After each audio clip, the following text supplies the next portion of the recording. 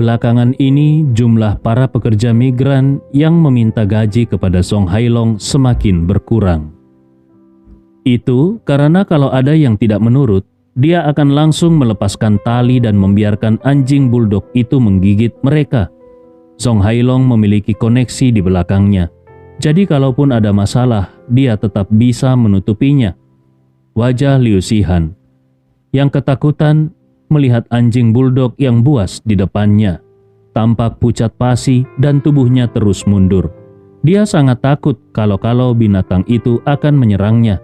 Dia sudah menelpon Gustav, namun dia tidak tahu apakah Gustav bisa datang tepat waktu. Dari mobil dan orang-orang di sekitar Gustav yang dilihatnya kemarin, dia merasa kalau Gustav yang terlihat masih muda itu mungkin punya koneksi yang kuat. Gustav adalah satu-satunya orang yang bisa membantu keluarganya saat ini. Dia benar-benar sudah kehabisan cara.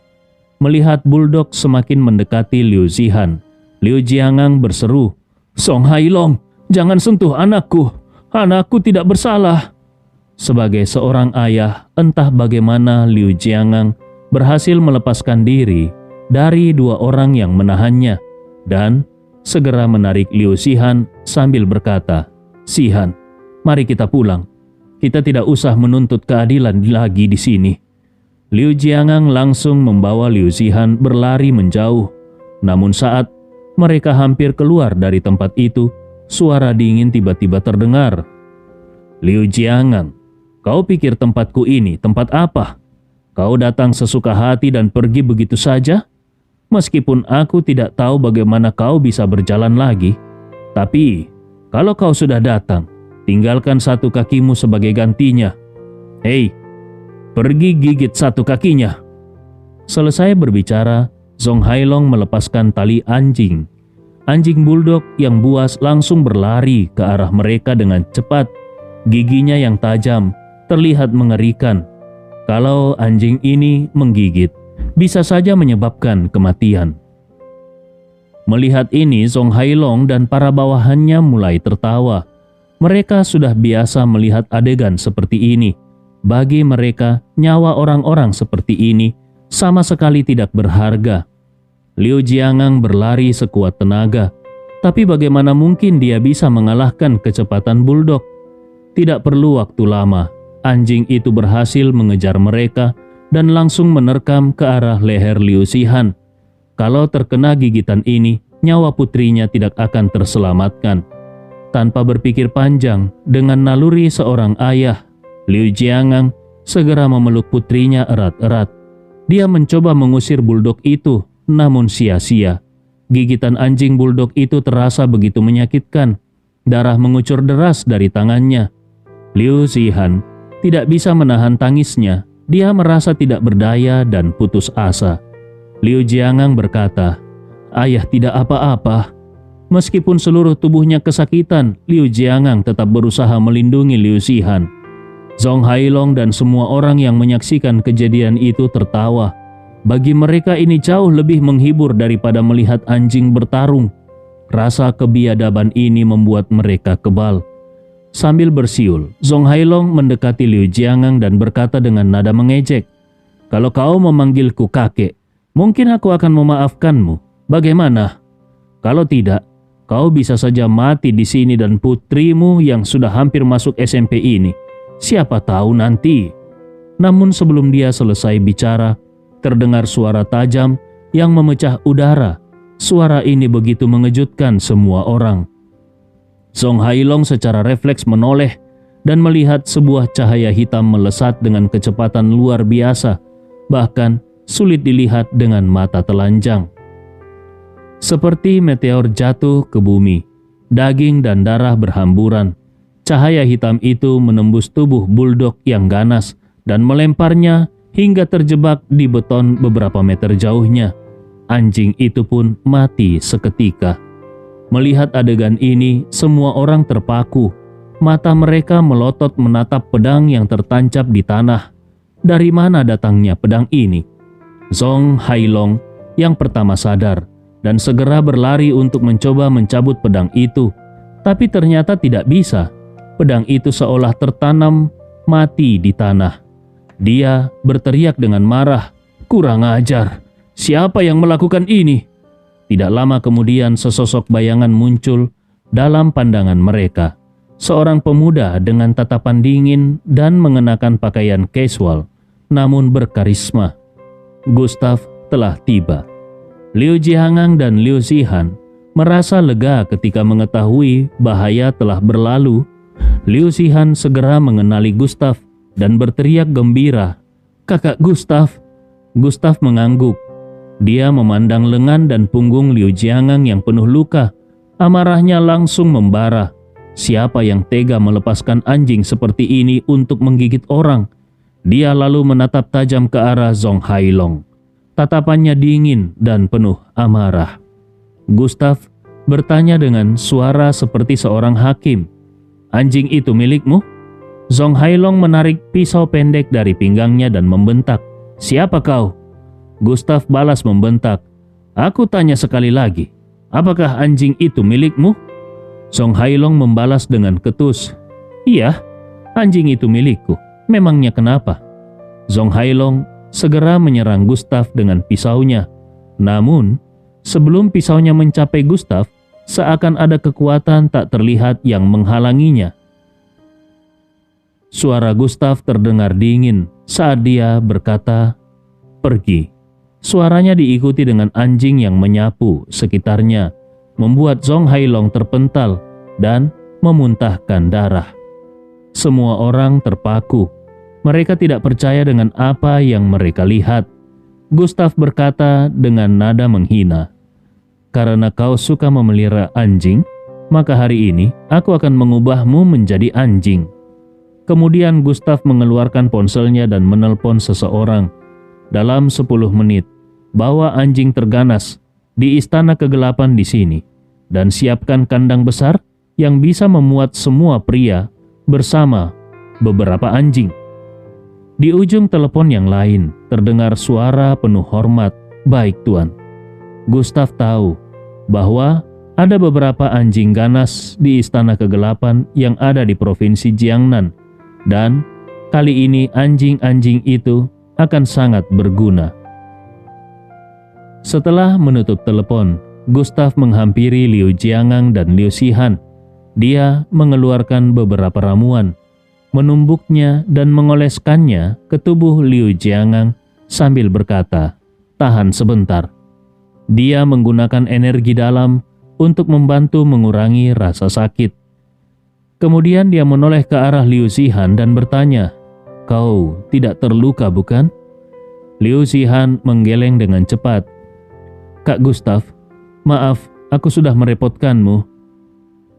Gustav tersenyum, "Tidak masalah, kebetulan aku ingin berjalan-jalan." Karena aksi Gustav yang membuat Zhong Hailong terluka parah, maka semua bawahan Zhong Hailong menjadi ketakutan dan tidak berani bertindak. Zhong Hailong berusaha berdiri dengan susah payah. Darah masih keluar dari mulutnya. Tiba-tiba sebuah truk berhenti. Beberapa pria berbadan tegap dan berwajah dingin turun dari truk. Auranya sangat menakutkan. Mereka langsung berlutut di depan Gustav dan berkata, "Tuan Istana." Zhong Hailong dan semua orang tertegun. Tuan Istana? Mereka tidak mengerti seperti apa posisi Tuan Istana itu. Apakah itu posisi menengah atau posisi tinggi? Gustav melirik orang-orang yang berlutut di hadapannya dan dengan tenang bertanya, "Apakah barangnya sudah dibawa?" Salah satu dari mereka menjawab, "Tuan Istana, barangnya ada di dalam mobil." Gustav mengangguk, matanya menyapu Zhong Hailong, lalu dia berkata, "Bawa barangnya turun, lalu biarkan pria itu masuk ke dalam sebentar." Para ahli dari Istana Kegelapan memandang Zhong Hailong dengan tatapan penuh simpati. Kemudian mereka membuka bagasi truk. Detik berikutnya, sebuah kandang besi berukuran 2 meter kali 2 meter diturunkan. Suara anjing menggonggong langsung menggema. Saat melihat isinya, bukan hanya Zhong Hailong yang terkejut, tetapi semua orang yang ada di sana juga terkejut.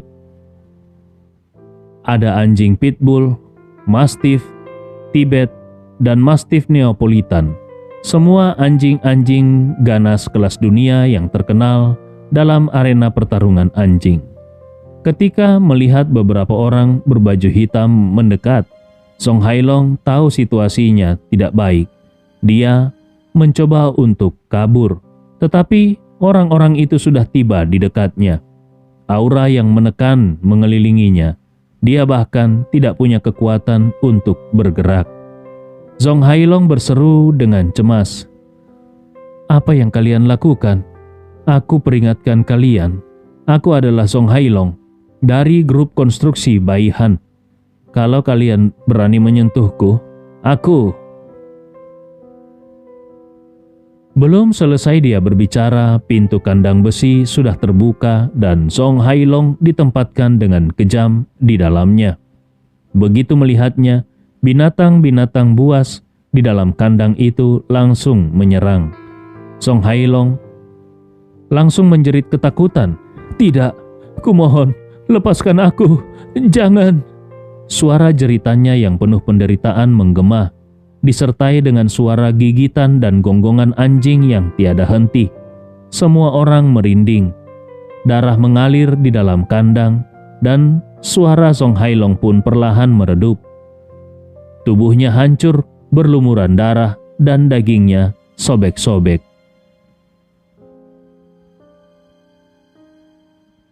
Tatapan Gustav sangat dingin.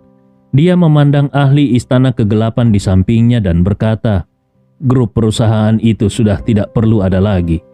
Selesaikan semuanya. Gantikan semua posisi menengah dan tinggi. Buat mereka mengembalikan semua uang yang diambil secara tidak benar. Untuk orang-orang yang punya masalah, selesaikan sendiri atau serahkan ke polisi." Para ahli tersebut menjawab dengan hormat, "Baik, Tuan Istana." Setelah menyelesaikan semua ini, Gustav menoleh ke arah Liu Zihan dan Liu Jiangang lalu berkata, "Ayo, aku akan mengantar kalian pulang." Liu Jiangang menatap dalam-dalam pada Song Hailong yang tergeletak berlumuran darah di dalam kandang. Kemudian dia memandang Gustav yang masih begitu muda dan pedang panjang yang menancap tadi. Dia sangat terkejut. Dia tahu kalau identitas Gustav tidak biasa, bahkan jauh melampaui pemahamannya. Liu Jiangang berkata, "Tuan Ye, kebaikanmu ini." Dia hendak berlutut, tetapi Gustav menahannya dan berkata, "Putrimu sudah menyelamatkan nyawaku, jadi kita sudah impas. Baiklah, naiklah ke mobil. Aku harus pergi nanti. Jadi sekarang aku akan mengantar kalian pulang dulu. Obat yang kutempelkan padamu akan mencegah rabies dan mempercepat pemulihanmu. Kalau kau tidak yakin, kau bisa pergi ke rumah sakit untuk vaksinasi." Liu Jiangang menggelengkan kepalanya dengan keras. "Tidak perlu, aku percaya pada Tuan Ye. Aku tahu kau adalah orang yang luar biasa. Obat ini pasti memiliki keajaiban." Gustav terkesan dengan pemahaman Liu Jiangang. Karena dia sudah mengerti, maka Gustav tidak perlu menjelaskan lebih jauh. Gustav segera mengemudikan mobil menuju desa Songshan. Setelah peristiwa ini, Gustav berencana memerintahkan orang-orang dari Istana Kegelapan untuk mengawasi keluarga ini agar kejadian serupa tidak terulang. Setelah dia pergi ke Gunung Kunlun, dia mungkin tidak akan pernah bertemu keluarga ini lagi. Setengah jam kemudian, mereka tiba di desa Songshan. Gustav mengantar mereka pulang dan memberi sedikit arahan, lalu bersiap untuk pergi. Awalnya dia berencana naik pesawat ke ibu kota untuk menemui Wei Ying. Namun ternyata Wei Ying sudah datang ke provinsi Jiangnan. Dalam beberapa saat, dia harus menjemput Wei Ying, jadi dia tidak bisa berlama-lama di sini. Saat Gustav hendak menyalakan mobil, Liu Jiangang datang membawa sebuah bungkusan panjang. Liu Jiangang berseru, "Tuan Ye, tunggu." Mengetahui keadaan Liu Jiangang, Gustav segera turun dari mobil dan berkata, "Paman Liu, Kalau ada hal yang perlu dikatakan, katakan saja. Aku sudah menganggap Liu Shihan sebagai adikku. Jadi, kalau ada masalah jangan ragu untuk menghubungiku." Liu Jiangang tersenyum ramah. "Tuan Ye, sebenarnya tidak ada masalah besar. Aku hanya ingin bertanya apakah pedang hitam yang menembus anjing itu tadi adalah milikmu?" Gustav tidak tahu alasan Liu Jiangang bertanya, tetapi dia mengangguk. "Iya, itu pedangku. Tadi situasinya mendesak, jadi aku harus melakukan itu." Mata Liu Jiangang berbinar. Dengan hati-hati dia menyerahkan bungkusan kain yang dia pegang dan berkata, "Tuan Ye, barang ini kami gali dari tanah sekitar 8 tahun lalu. Awalnya kami pikir ini barang antik, jadi kami simpan. Hari ini saat melihat pedang yang kau lempar, aku merasa benda ini mirip. Aku hanyalah petani yang tidak banyak belajar, jadi aku tidak paham tentang benda ini. Lagi pula tidak ada gunanya benda ini bagi kami, jadi aku ingin memberikannya untukmu. Kalau benda ini tidak berguna untukmu, buang saja. Namun kalau memang bermanfaat, terimalah agar aku merasa tenang. Kau telah banyak membantu keluarga kami. Aku tahu kau tidak kekurangan uang." Gustav menerima bungkusan kain itu tanpa terlalu banyak berpikir. Lagi pula, barang yang digali dari tanah biasanya tidak terlalu berharga. Namun saat menyentuhnya dia terkejut.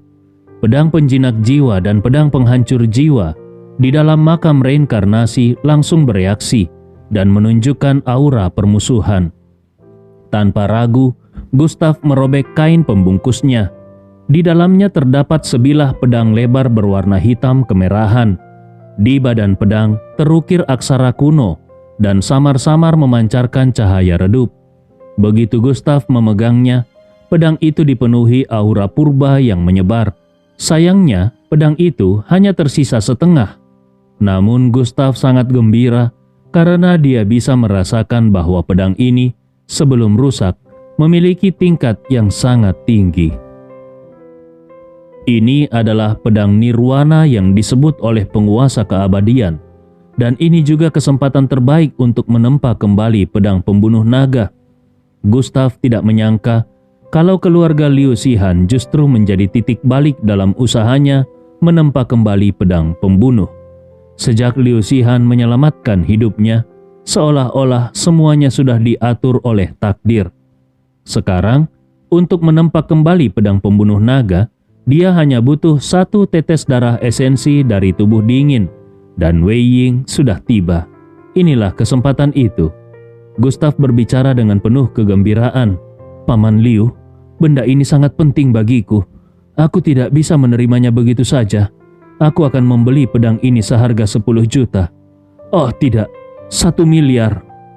Namun mendengar jumlah uang yang sangat besar itu, Liu Jiangang hampir terjatuh. Dia segera menolak. Tuan Ye, itu terlalu berlebihan. Kau telah menyelamatkan hidupku. Bagaimana aku bisa menerima uangmu? Aku sudah cukup senang kalau benda ini bisa berguna untukmu." Setelah berbicara, Liu Jiangang segera masuk ke dalam rumah. Dia khawatir Gustav akan terus mendesak. Gustav hanya bisa menggelengkan kepalanya dengan pasrah. Bagaimanapun juga, uang itu tetap harus dia berikan.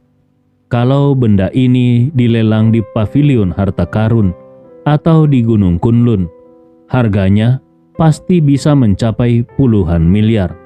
Sekarang Gustav tidak mungkin membicarakan uang lagi, jadi dia hanya bisa meminta Ye Lingtian untuk datang dan menyelesaikannya secara langsung. Sambil memandang pedang misterius yang kini berada di tangannya, napas Gustav sedikit tersengal.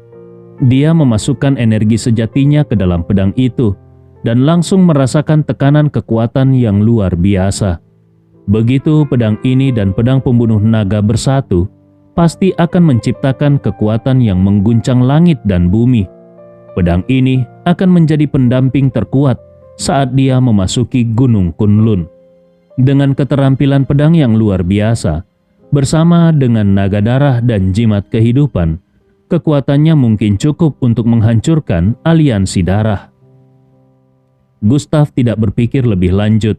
dia melemparkan pedang patah misterius ke dalam makam reinkarnasi, kemudian langsung mengemudi menuju bandara. Setengah jam kemudian, di Bandara Internasional Provinsi Jiangnan, Gustav bertemu dengan Wei Ying yang mengenakan gaun panjang.